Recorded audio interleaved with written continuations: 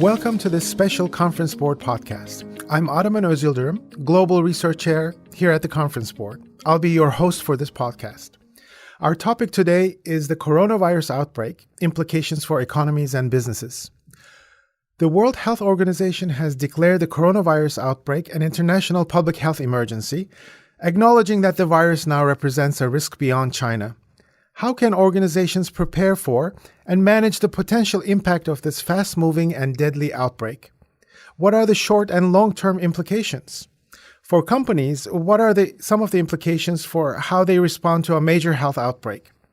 Today, I'm speaking with four of my colleagues: Rebecca Ray, Executive Vice President for Human Capital and also the leader for the Human Capital Center at the Conference Board; Denise Dahlhoff, Senior Researcher, Marketing and Communications Center; Craig Carroll, Communications Institute Leader at our Marketing and Communications Center; and Erik Lundh, Senior Economist for U.S. and China at the Economy, Strategy and Finance Center. Over the years, the Conference Board has looked at the economic and business impact of similar events. Fortunately, those events are not challenging us too frequently. But what can economies and businesses expect as these unprecedented events unfold?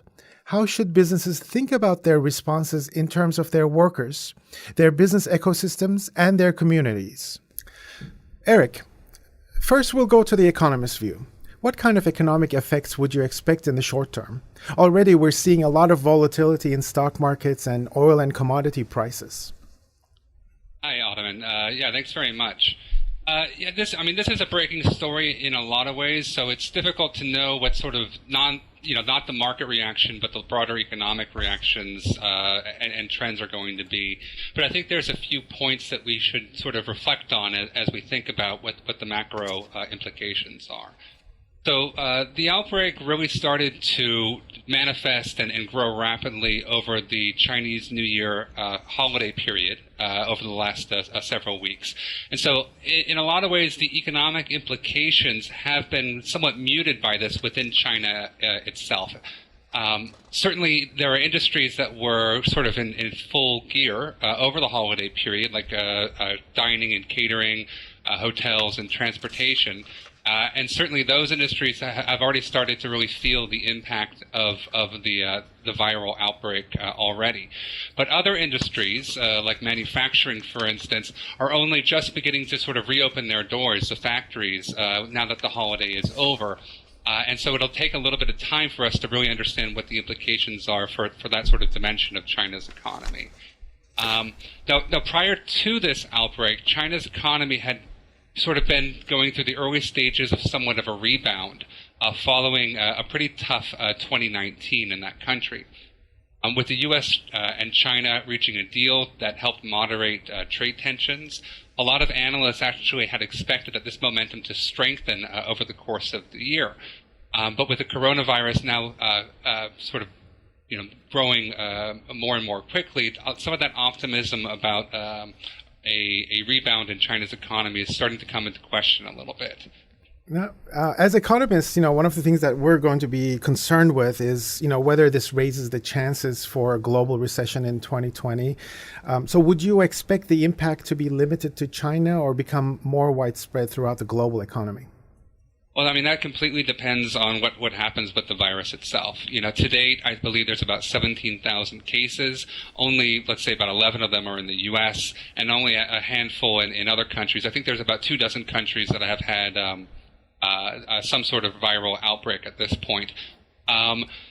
Provided that the virus can be contained and treated, the implications are going to be limited in terms of the time span. But certainly there's other dimensions to this as well. I mentioned factories reopening in China, for instance.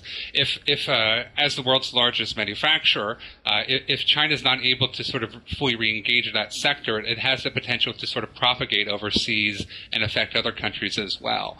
That having been said, based on the current information, I don't think that we're changing our thoughts on the probability of a recession, at least in the U.S., for instance, at this point. But again, this is a developing story that we're going to have to watch pretty closely. Right. I think economists will be debating this for some time, and it really depends on how widespread the outbreak becomes and how long it lasts as well. Consumers have been supporting the economic growth in 2019.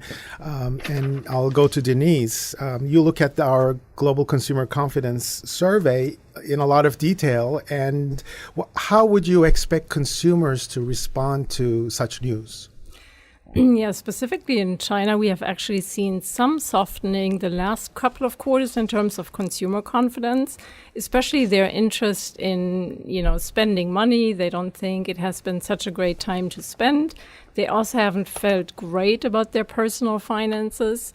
So now, on Erik's point, let's see how the manufacturing sector will develop, because that might affect their outlook on the job market, which could also then in return affect spending. However, in terms of how consumers might respond to all of this, again, to Erik's point about Chinese New Year, leading up to that holiday, that's of course a big gift-giving holiday. So there has been some effect of that. But now with, all the off-site locales being closed, including like restaurants, coffee shops, as well as amusement parks like Disney, for example, is closed. Starbucks closed their operations, as well as movie theaters, concerts. Like, think of all the going out sector that's definitely affected. And that also includes travel. When you think about it, it's all the service businesses that are affected a lot.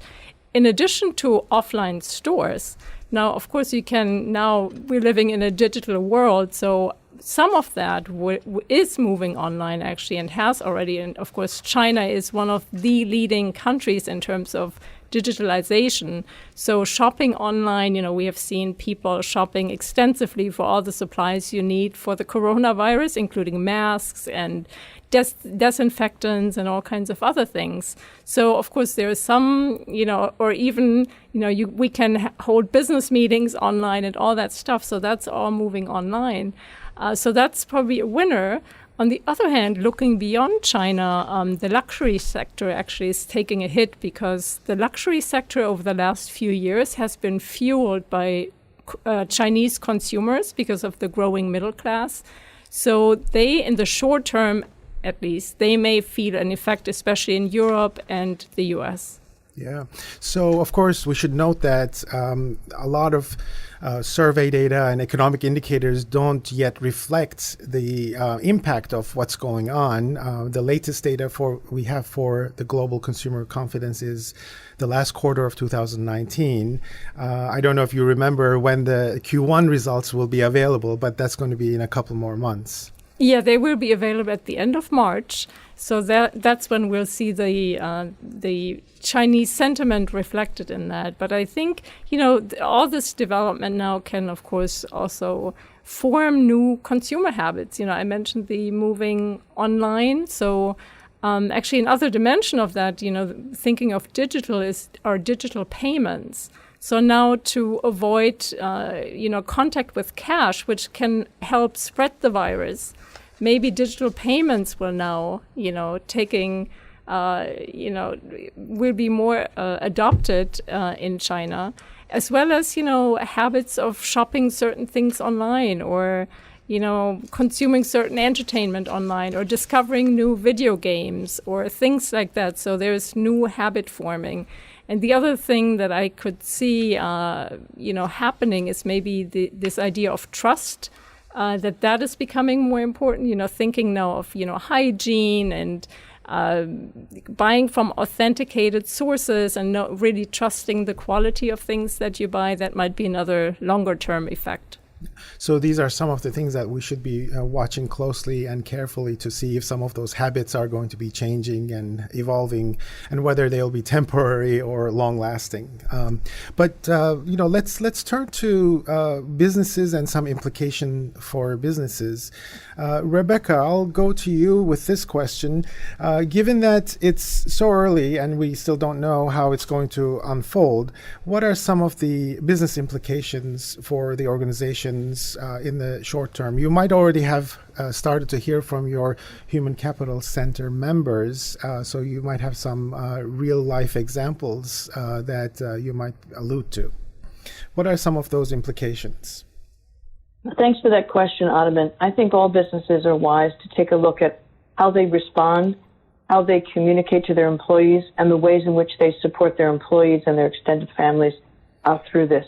There's no question that this is a serious epidemic and something that the World Health Organization, CDC, and OSHA, as part of our Department of Labor, have spent a great deal of effort trying to get the word out to people. I think we need to be very careful that we gain our information from those trusted sources and that we use those to help guide the ways in which we respond to this crisis.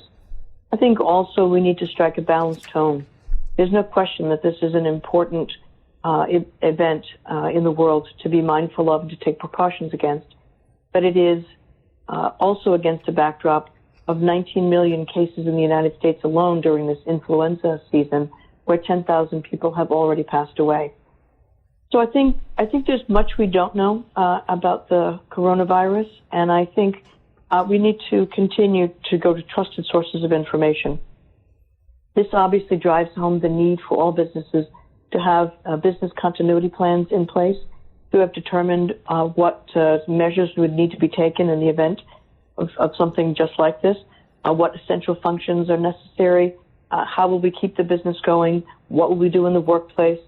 And I think it's important for us to help our employees know that we're doing all that we can to make sure that the workplace is a safe one, and that we encourage people to either work remotely if that's possible, certainly to engage in good hygiene. We can certainly look at social distancing techniques, because what we do know about this particular virus at the moment is that it is possible to spread it from human to human, and keeping at least 6 feet apart is one of the suggestions from the CDC and OSHA. I think also that we need to think seriously about, can we help our employees feel comfortable not coming into the office? That while we may say one thing, the unwritten rules are, well, you of course must show that you're a good employee and come in. No, if you're not well, you need to stay home. I think that goes for this particular crisis or anything else. If you're not well, you need to stay home. You need to seek medical advice, and you need to help workplaces not reinfect each other by coming in and being in close quarters. I think those are just, they're not new. They're not terribly different from other things that we might have said in the past. But it's very important for us as leaders in a business context to make sure that people understand we truly do care about their safety. We do want them to take precautions. We do want to take extra measures to, let's say, cleanse an office space and to take precautions in that way. But we have to make sure that all leaders really do communicate our sincere desire for them to take care of themselves and their families, and not to try to be a employee of the month and come in under the worst of circumstances when they're clearly not well. So thanks for those comments, Rebecca. You mentioned the importance of communication, and Craig, you're in the studio with us, and you've just recently joined the Marketing and Communications Center as the Institute Leader for the Communications Institute. Well, First here of we all, are, right here in the aboard. hot seat on the first day, right?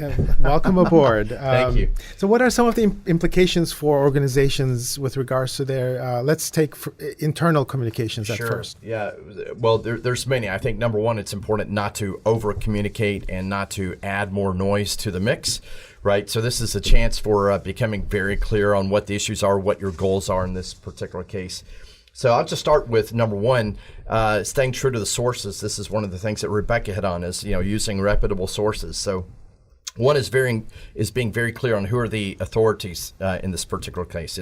It's knowing, at least in terms of China, dealing with the government from China, dealing with the World Health Organization, CDC, but have a master list of the organizations, and instead of repeating things that they're saying, right, just at least on the website, the internet internally, containing links to these various information sources that keeps the information as close to the fingertips of the employees themselves for anything that they're wanting to track down, rather than constantly repeating what other people are saying. And we certainly want to avoid adding misinformation to the mix, right? So we certainly do not want to be offering medical opinions, and any policies or any recommendations that we give should be within the context of what our policies are in the first place. And this gives us a great chance to develop policies if you don't have them, if you don't have a business continuity plan in place or a crisis communication plan in place. This certainly gives you a good test for developing those. But I'd say just doing a comprehensive sweep of your media properties, your communication channels in terms of what information sources you're using, what are you saying, who are you saying it to, and thinking comprehensively, right? So we're not just dealing with employees, we're also dealing with our supply chain and our customers. And so there's a lot of issues here that we have to think about. This also gives, I think, communicators a chance to build relationships across the organization, right? So we're talking about whether it's finance, whether it's marketing or HR. This is a pretty important moment to be thinking comprehensively and collectively as we work to build relationships and resources and interconnections within the senior leadership team and throughout the levels of the organization. Great, thank you. Great comments, Craig. And so from the internal perspective, I want to go to and ask Rebecca again if she has any comments to add, especially from the point of view of the workforce and the workers in organization. Thanks, Ataman. I think employees have a responsibility in the workplace also to refrain from passing along or making conjectures around what may or may not be borne out by facts. And again, to Craig's point, these are early days. And I think it behooves all of us to stay as close to the established facts as we possibly can. I think it's also just and hopefully, doesn't require saying too often, employee rights and guidance and protections continue even in these times. So laws around HIPAA, or laws around non-discrimination, or concerns about singling out groups of people who may or may not be perceived to be more closely involved with some of these situations. I think that's just important to recognize that just because we now have this particular challenge in front of us to respond to appropriately, none of those workplace protections fade away. That's a very important point there. Craig, you also mentioned this relationship with media partners or your supply chain. And can you say a little bit more about those external communications when there is so much information and sometimes misinformation that's out there? Right. Well, I think it's important that as we're trying to reduce the confusion, the uncertainty and doubt that exists, that we're not adding to it. Right. So I think, number one, staying as close as you can with the original sources or the authoritative sources, whether it's governments or NGOs or other authorities that we work with. It also gives us a chance to think in terms of our internal policies, the procedures that we have for traveling, who gets to travel, making sure that we're fair and treating everybody the same in terms of people who are allowed to travel, who's not. And think about the people on the front line, the ones who are interacting with our customer base or those that are dealing with the supply chain out there as well. And thinking about long term, I guess, when we're thinking about the effects, right? When we're reporting on conjecture about the effects on stock price or the effect on employee turnover or the effects in the community or the effect on sales, right? That we have a process in place for how we communicate clearly about what we know versus what we don't know. Great. Thank you very much. We're going to stop there for now. This has been a great conversation with Rebecca Ray, Craig Carroll, Erik Lundh, and Denise Dahlhoff about the business implications of the coronavirus outbreak. Thank you very much for joining us. And thanks to all of you for listening. If you like this content, please subscribe to our podcasts. You can find this program and several others from the Conference Board on a wide variety of topics at conference-board.org/podcasts, on iTunes, Apple Podcasts, Google Play, Google Podcasts, Spotify, and many others. You might also be interested in watching our Window On webcast on the same topic on February 26th. Thanks again for listening. I'm Ataman Ozyildirim with the Conference Board.